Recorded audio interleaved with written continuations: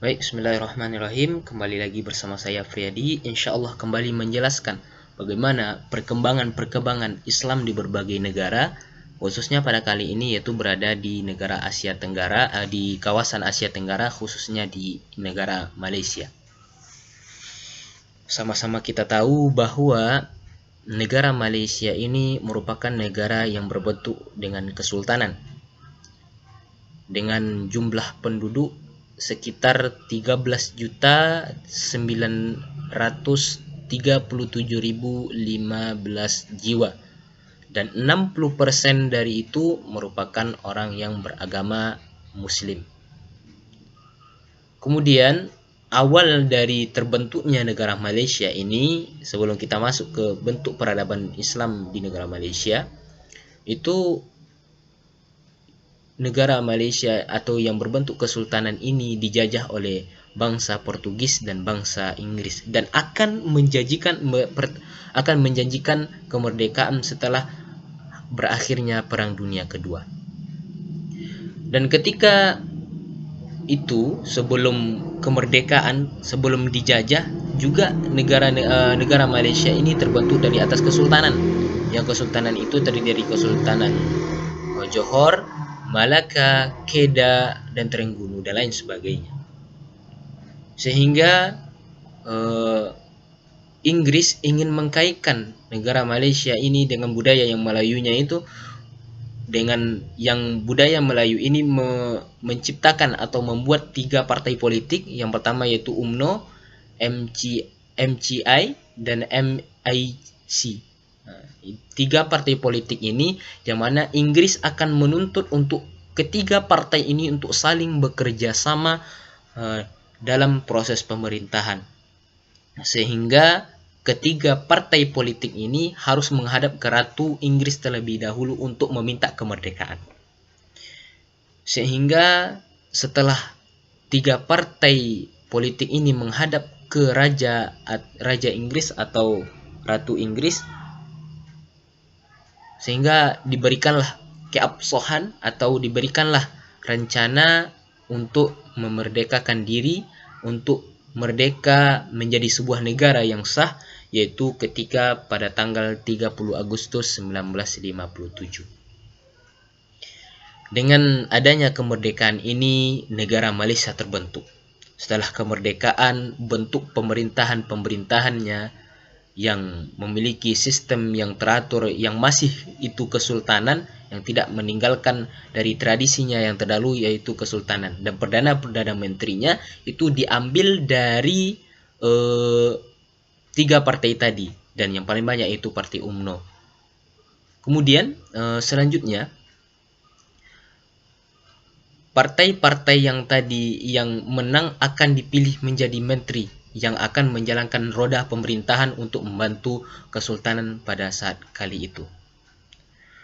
Kemudian proses masuknya Islam ketika Malaysia sudah merdeka, yaitu terjadi pada abad ke-7 mulanya. Ada 3 pendapat. Yang pertama pada abad ke-7 yang mengatakan bahwa Islam itu masuk karena adanya gugusan atau rombongan dari bangsa Arab Islam yang ketika itu singgah di pulau Malaysia, yang juga sekalian singgah di pulau Indonesia.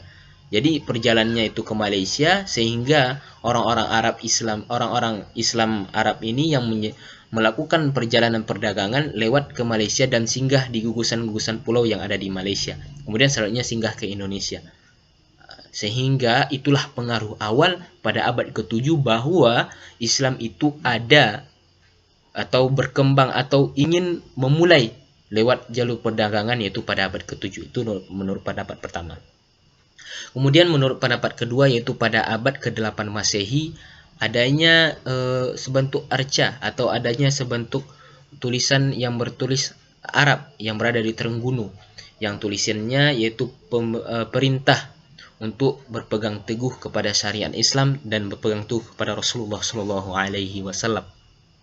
Kemudian juga ada pendapat yang mengatakan bahwa ditemukannya batu nisan dari Syekh Abdul Qadir Al-Husain Shah yang meninggal pada tahun 291 Hijriah. Nah, tetapi banyak perbedaan secara akademis tentang kapan masuknya Islam di negara Malaysia ini. Jadi proses-proses masuknya Islam di negara-negara ini berbagai banyak cara, yang mulai dari tadi adanya Islam melalui perdagangan, ada juga melalui temukannya arca atau tulisan-tulisan Arab, dan juga ditemui oleh adanya batu nisan. Kemudian setelah masuknya Islam, Islam pun berkembang dengan pesat, sehingga di dalam undang-undangnya sudah termuat di dalam pasal 3 ayat 1 itu disahkan bahwasanya negara Islam sudah sah berada di negara Malaysia, walaupun sebelum dari negara Islam ini ada kepercayaan mimisme, Buddhisme, dan Hinduisme. Nah, ini sebelum Islam. Tapi sudah adanya pengaruh Islam yang datang, maka disahkan oleh negara dengan bentuk undang-undang pada pasal ketiga ayat 1 bahwa negara Islam sudah sah ada di negara Malaysia.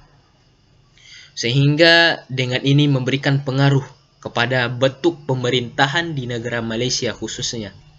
Mulai dari bentuk secara kontemporernya, mulai dari membentuk sebuah bank yang berbentuk keislaman, membentuk tabungan haji, dan lain sebagainya. Dan bahkan bentuk dari perkembangan Islam yang pesat di negara Malaysia itu yaitu akan menghukumi bagi siapa yang tidak sholat Jumat, dan juga akan dikenai denda bagi orang yang rela meninggalkan sholat. Begitu berkembang pesatnya Islam ketika berada di negara Malaysia.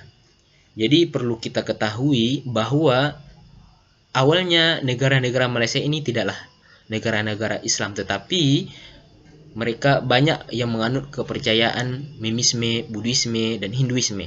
Tetapi karena Islam sudah berkembang, sudah memiliki perkembangan yang sangat pesat, sehingga dan bahkan pemerintah sudah mempercayai, dan bahkan pemerintah sudah mengakui negara-negara lain pun juga mengakui bahwa negara Malaysia ini adalah sebagai bentuk negara yang berbentuk yang terkenal dengan keislamannya.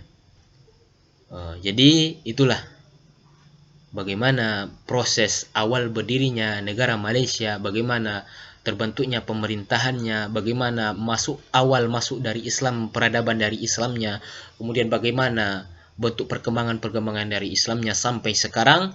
Islam masih berkembang di negara Malaysia, meskipun masih seimbang dengan agama-agama non-muslim, tapi pemerintah lebih mendukung terhadap agama Islam ini, yaitu sekitar 65,1% naik menjadi 65,4%. Kemudian pada tahun 1970 itu masa kebangkitan dari negara Islam, dan pada tahun 1980 itulah masa kejayaan dari Islam, sehingga Islam menjadi agama yang didasari oleh pemerintah, yang dipakai oleh pemerintah dalam menetapkan hukum, seperti adanya konun Malaka, yaitu hukum-hukum yang sesuai dengan Islam yang terjadi di Malaka.